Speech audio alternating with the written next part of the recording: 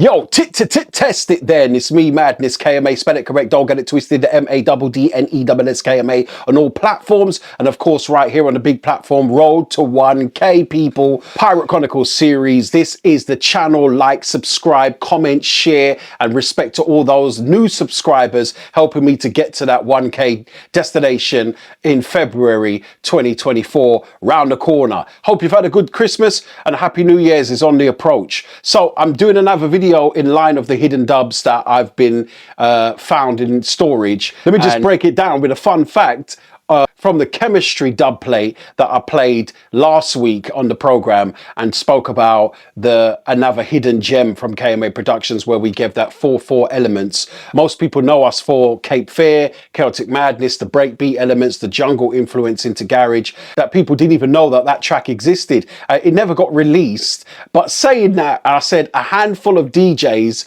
had that exclusive dub plate. Literally about 4 or 5 people had the dub plate, and one of the DJs sold on their dubs as the years go by, and that chemistry dub plate is actually going up for sale. So one of the new viewers and subscribers left a message and said to me, oh, I was going to buy that exclusive dub plate, which is online now, when it was at £100, and I should have bought it then. So I said, oh, £100, okay. And he said it increased in price and it's still up for sale now. I said, okay. How much is it going for now? He got back to me. So respect to you, Lukey. And he said to me, it was going for £400. I said, what? 4 bills. That chemistry dub plate is going up for sale online now. Wow. Big you up, whoever's got that for sale as £400. Because yeah, man, you know, it's classic material from KMA, but I say enough respect. And now you can believe what I'm saying when somebody offered me 5 bills for my Cape Fear original dub plate. It's not for sale. Give me 10 bags though, we'll talk different. No, seriously, listen.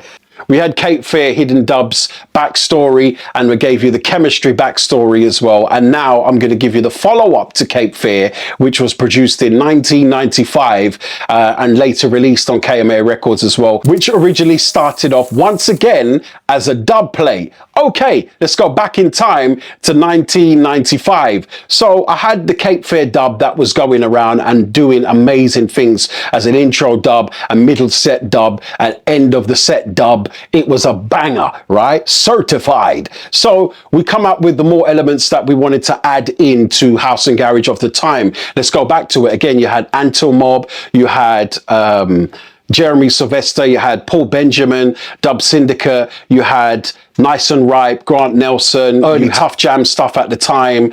You had Masters at Work and the US sides, MK, Todd Edwards, the whole 9 yards. You know, the 4/4 elements that was there in house and garage. So we wanted to change it up even more. Yes, we used the loop from 24-Hour Experience together from Grant Nelson, and he got that same loop from the US track Blues for You by Logic on Strictly Rhythm. So moving forward, we wanted to add more of the jungle influence, 100%. Let's put that in there and give you the flavors. Now, can I just say again, 1995, there was no break beats in house and garage at that time. 4/4 elements, which was the ting of that era. So we said we wanted to put break beats into it. Many people over the years have tried to decipher Kaotic Madness and say, I've tried to figure out what loops did you use, and some of it sounds familiar, and I think I pinpointed it to this and that. Well, you know,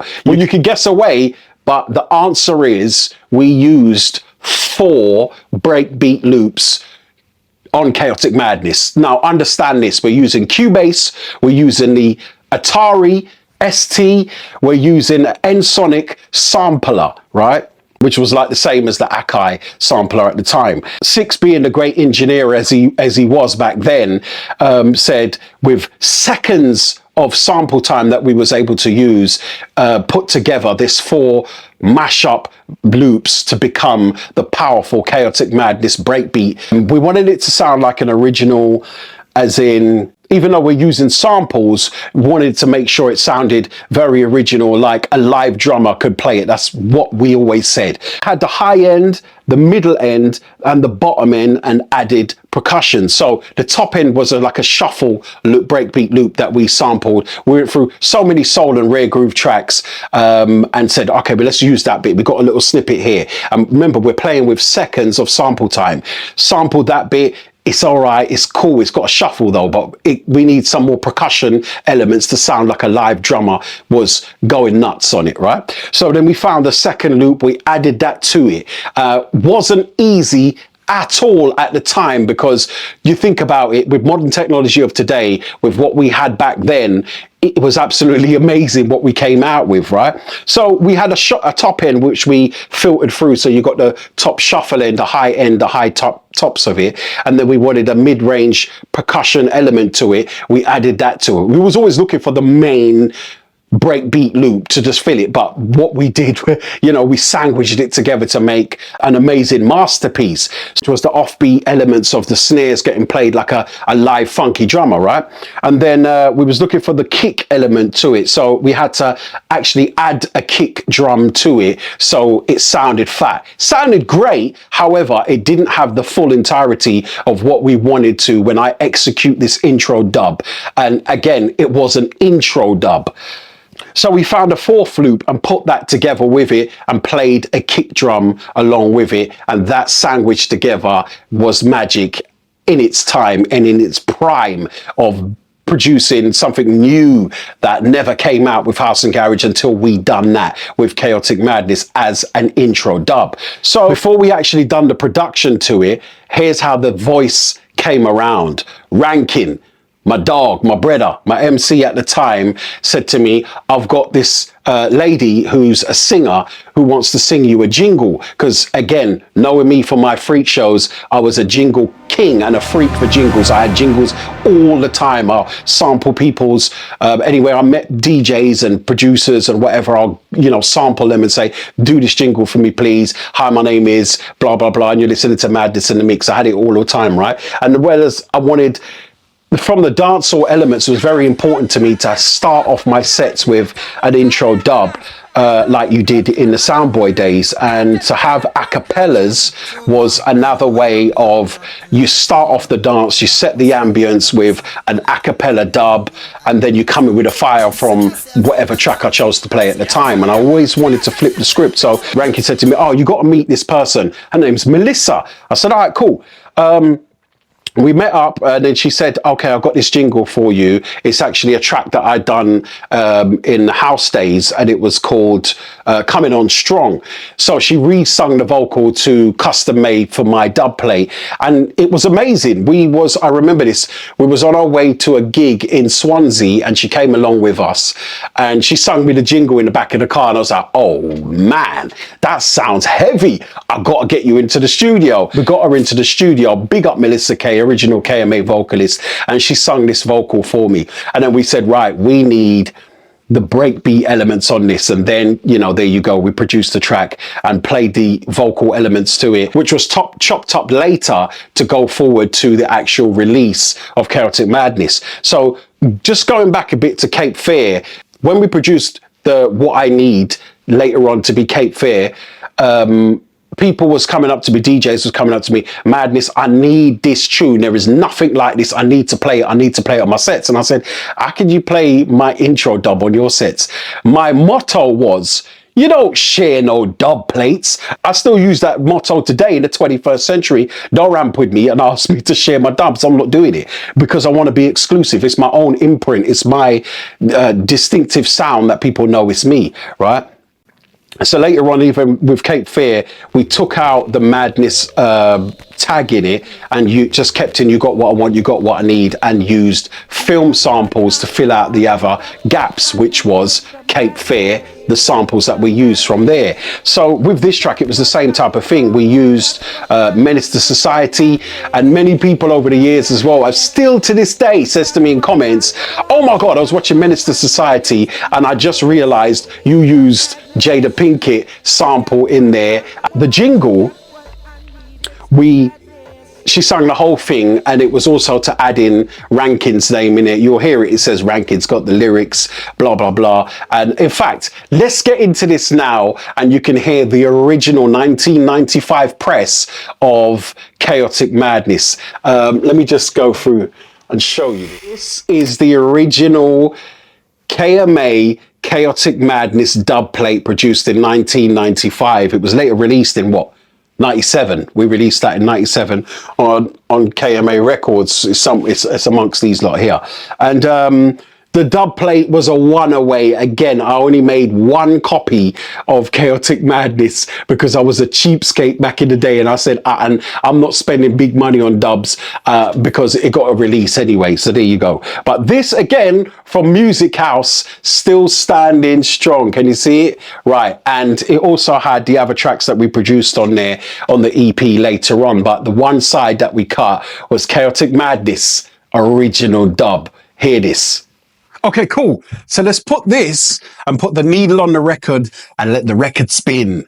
And I know it sounds crispy because it sounded crispy back in the day.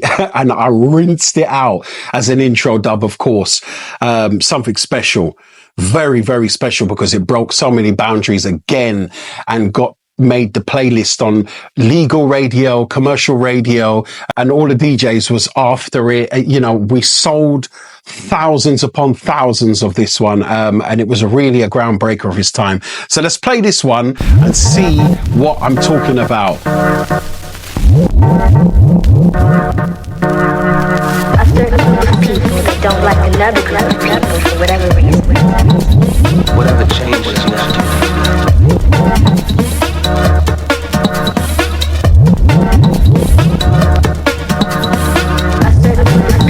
Don't like another group of people for whatever reason. Whatever changes you have to. Come on, come on, come on, come on. We have a famous sample that we use. Come on. Come on. Harlem Nights. Yeah, come second, get mad, DJ Madness, can't you see what your music's doing to me? When I hear it, I lose control. This freaky feeling overwhelms my soul. Madness, you play it right.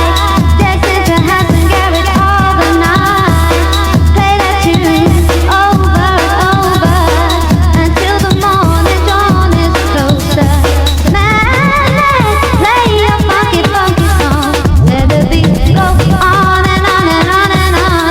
Play the house and garage all night long. Ranking has the lyrics coming on strong.